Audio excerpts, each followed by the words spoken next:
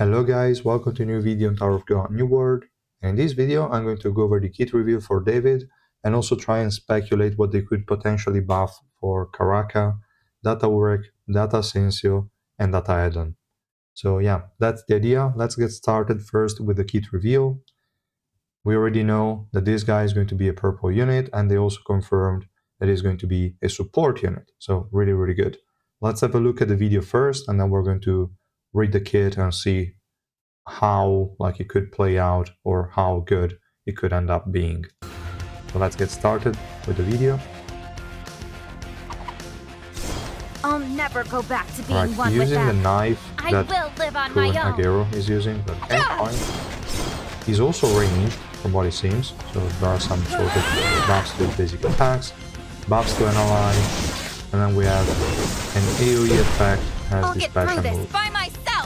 Overall, the kit looks pretty simple, but quite cool, so let's have a look at what it actually does. Let's wait for the animation to finish. And that's it. Okay, so let's start again from the passive. We have a very simple one that is basically the same as BAM, more or less. So once the battle begins, David is going to trigger a magic circle every number of seconds, restoring energy of nearby allies by a number. Exact same effect as BAM. So chances are the numbers are going to be the same, so every 5 seconds, 200 energy. We'll see if that's actually going to be the case, but this could already be quite good. And then the damage taken from him, I suppose, even though it's not specified, but it should be David damage taken decrease by a percentage for each ally within the magic circle for a duration. Maximum number of stacks, probably 4, but whatever. It's okay for extra survivability. His range, we're going to run Barry anyway, so it shouldn't be that big of a deal, but it's still nice to have some extra survivability. Then we have the active skill.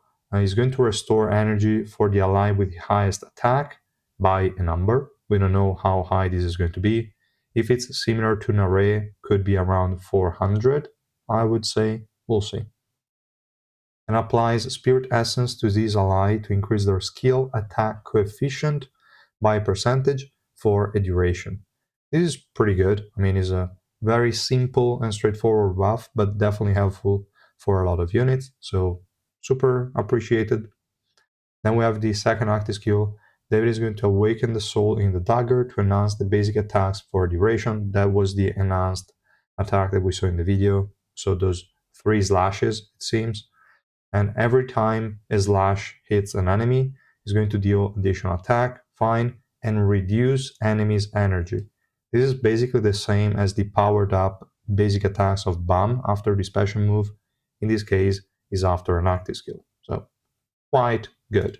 He's also getting status effect immunity while using the skill, so while he has the empowerment on the basic attacks. Overall, really good. It also doesn't say that it's only for a certain number of basic attacks. It says it is for a duration. So if you have high attack speed, it is going to decrease more energy on the enemies. Also, if you have more swiftness, it's also going to do the same. So this seems to be pretty good. We'll see. But already there is a lot of potential. Very simple kit, but really good already. Then we have the special move. He's going to create a Blessing of Souls zone around himself for a duration, removing debuffs on allies, so debuff clans, really good. And then allies in the Blessing zone receive Blessing of Souls for a duration. And they receive an attack increase while using the special move. So while they're casting the special move for that duration, their attack is going to be increased. Really helpful, obviously, for all of those attack-based special move users. So White, Dawn, etc., etc. Really good overall. I think it's a really nice attack increase. We'll see the percentage, but since it's only limited for special moves, I'm expecting it to be quite high, like 200% or so. We'll see. And while allies are within the Blessing of Souls zone, they become immune to debuffs. Really good debuff as well. And as we saw from the video, let's have a look maybe here. The AoE seems to be quite huge. He's probably not going to take the whole team unless you place him in the front, in the middle. So could be an interesting position for him. But if you place him in the back, probably is not going to hit every single ally, but the area is still quite big. So definitely good. There is a lot of room for improvement in the Exuseki Mental Revolution to make him even better, but the base kit alone seems very, very good. It's more or less a mix of Bomb and Nare, getting the attack buff, energy on a single unit, and also energy on an AoE, and energy decrease, all good stuff. So I think is a nice support to have, and Purple never missed with any of the recent SSR releases. They were all good. Also, the supports are all pretty much good. So this guy is also going to be an additional insane Purple SSR unit. And yeah, the good thing is not restricted to purple. Like it doesn't have any effect. It only applies to purple units, which is really good. So I think this is definitely a welcome unit. You can run him on a lot of teams. If you're pushing deficits, it's probably not going to be the best because of the attack increases. You don't really care. You would be running max HP based teams anyway. But if they give him really nice Revolution and Suzuki, he could also make some attack scaling units be more worth it, even at 400 plus deficits. We'll see, but he looks like he has a lot of potential. So that being said, I think we can go over now a sort of speculation on what the other units might do, like might receive as a buff. So let me just switch the view here and let's go over to the game. And we're going to start, I think, with the one I'm not expecting much from, which is Data Urek. So if we go over the skills, we're going to start with the passive, so the Revolution 5. At the moment, is only getting an additional 0.5 second decrease on unstable skill cooldown whenever it takes physical damage. Unstable skill is this useless one that just deals damage, knocks enemy back, and gives Data Work Masino a physical resistance increase. That's more or less it. And you can also not recast it more than once every 10 seconds, so it makes this additional reduction maybe a bit unnecessary, but we'll see. So already kind of trash. What I think they could do to make it at least usable is that they should double this defense increase, because 8% every 10 seconds is literally shit. Like it takes 100 seconds for an 80%, and now they're just giving 80% to anyone randomly. If we take Calavan, for example, I think he gets 40% per stack and he has 5 stacks. And this guy is never going to get to that point even after the whole fight duration. On top of that, this can be removed, which is just stupid. So this is just a worthless passive in party. So what they could do is make it 16% defense and make it unremovable. That's it. They could also, other than making it 16, also halve the uh, interval. So every 5 seconds instead of every 10. That could make it actually okay. Still, I don't think it would be enough, but at least it could be something usable somehow. So yeah, kind of weak, but we'll see. Then for the special move revolution, for this one, I mean, it's going to apply an arrow sign to the highest attack enemy, and that arrow sign is going to decrease the enemy physical resistance by 20%, and also have the attack of that unit decreased by 80%. I think they should also add a defense decrease by 80% on top of this. That could be quite good.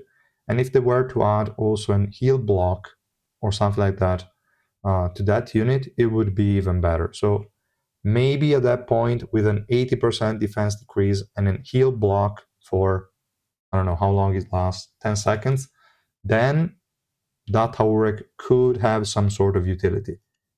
If they do both of those, I could see this guy like coming out of the B tier and maybe going up to A, maybe low S, but we'll see.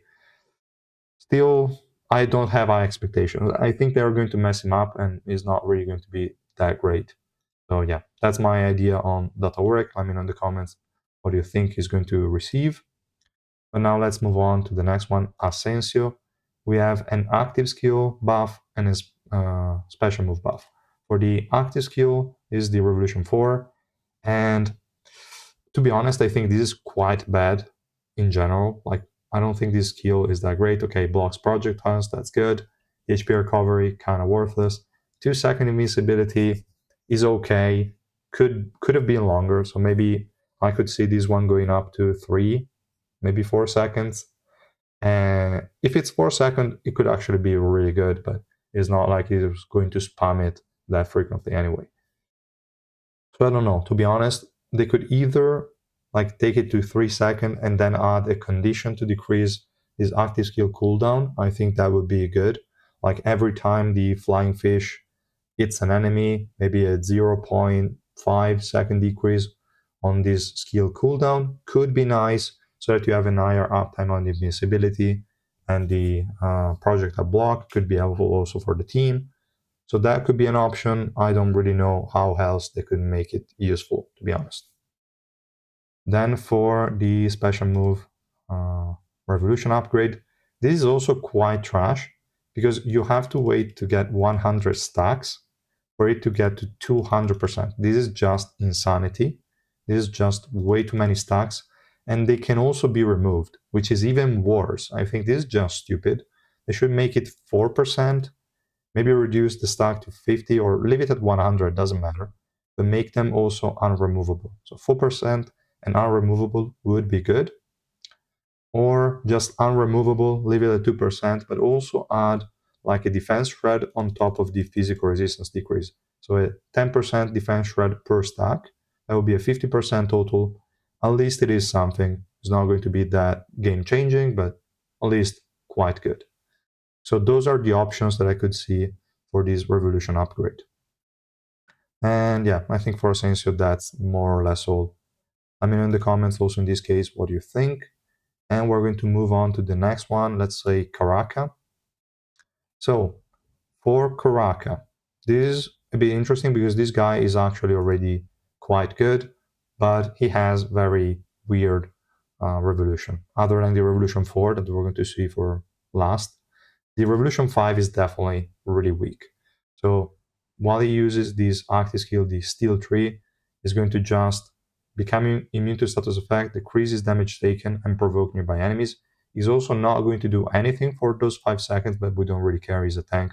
So even if he doesn't attack, we don't give a shit. And this is going to just make him provoke enemies for a bit, but it's not really going to be that insane of a value. With the Revolution upgrade, it's just going to recover HP. So up to 100% of his max HP, that's good, but I don't know, is a bit weak, a bit lacking. So I think instead of damage taken reduction, they should do invincibility directly. So enemies will attack him, but it will take no damage. Fine. I mean, he's already not dying, so this wouldn't really matter too much. But if they could increase, like make it invincible for 5 seconds and then have a damage take reduction for 3 seconds afterwards, that could be even better. And also, if they made like provoked enemies have HP recovery block, that would be amazing, and that would make Karaka just a straight up improvement compared to Varagarv, which would make sense. So I think those could be interesting additions that they could do to his Revolution 5. And yeah, let's move on to the Revolution 4. Now, this one is already good because this grouping is really, really massive. The thing is, it only procs after the effect of the special move is over, which I think it's 4 seconds plus 2 from the suit equipment. If I remember correctly, yes. So after 6 seconds, is going to group. Now, they should make the group happen immediately as he casts it. So that's one change they can make, I think. And another thing they could do is remove the cap or increase the cap of the caster's attack, because it's going to absorb damage and then reflect it back. If they made it instead of 1000 caster attack up to something like 10,000 caster attack, that would be a lot better and Karaka would actually deal a bit of damage. Or if they remove the cap entirely, it would be insane. It would just one shot the enemy team, so probably not going to happen. but it could be extremely interesting. So for this one, my best hope is that it's going to group enemies immediately instead of waiting for those 6 seconds. So that's kind of the idea. They could add also debuffs on top of that, but I don't think it's going to be that important. So yeah, that's more or less it for Karaka. Again, let me know in the comments your thoughts. Now we have the last one, and also the funniest one, because how are you even going to buff this guy? I mean, this guy is already insane, and he's getting a buff, so it's really nuts to me. But okay, let's go over first the Revolution 4, that is the active skill upgrade. And for this one, it's just going to teleport to the enemy with the highest attack, paralyze them, and then it gets a swiftness increase. Now, what they could do here is that, well, for once, they could make the swiftness increase unremovable and maybe even double it. So instead of 40, make it 80 swiftness increase for 10 seconds that cannot be removed. That would be quite interesting. Or instead, if they don't want to increase this number, maybe make the target get a 40 swiftness decrease effect. That could be good as well. Or maybe decrease the energy of the target by, I don't know, 400, something like that. I think all of these would be good additions. And, well, he's already getting the invincibility while teleporting, so that's good. But nothing insane like compared to the most recent Revolution upgrades. Is just a bit lacking. But yeah, this is what I would like to see as a change. Let me know in the comments what you think. Then for the Revolution 5, at the moment he is applying an 80% magic resistance decrease on the enemy's hit by the special move. This is not too important because most of the damage he's going to deal is this 60% max HP damage, and this is not affected by defense or by resistances, so it doesn't really matter. I think this revolution is not really that good. It's helpful if you have other teammates that could deal increased damage, okay, or just for these 3 ticks of damage that it deals here, but nothing really major, I'd say. So what they could do with this effect is that they could make it break barriers. So it's going to break the barrier and then deal the 60% of the enemy max HP. That would be absolutely insane. That would be absolutely insane. And if they don't want to do that, maybe they could add a max HP scaling to the ticks of damage, so maybe 5%. So it means over 3 seconds it's going to deal 15% max HP additionally, which would make it 75% on a single target. Really good, would be amazing. Or they could also add an HP recovery block on enemies that are hit by the skill, maybe for, again, these 10 seconds. That could be pretty good.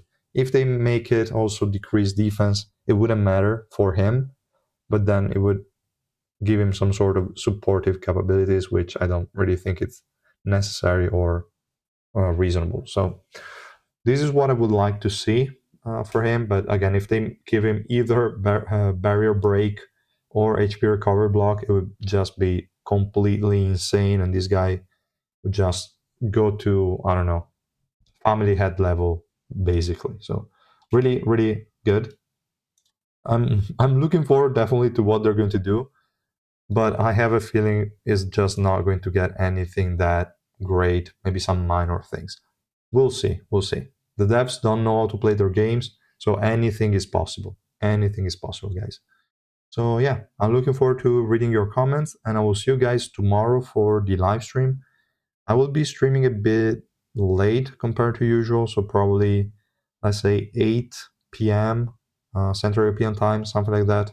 But I will shortly publish the live stream already on YouTube so that you can find exactly which time I'm going to do the stream. So yeah, that's more or less it, guys. Thank you so much for watching, and I will see you guys tomorrow. Bye.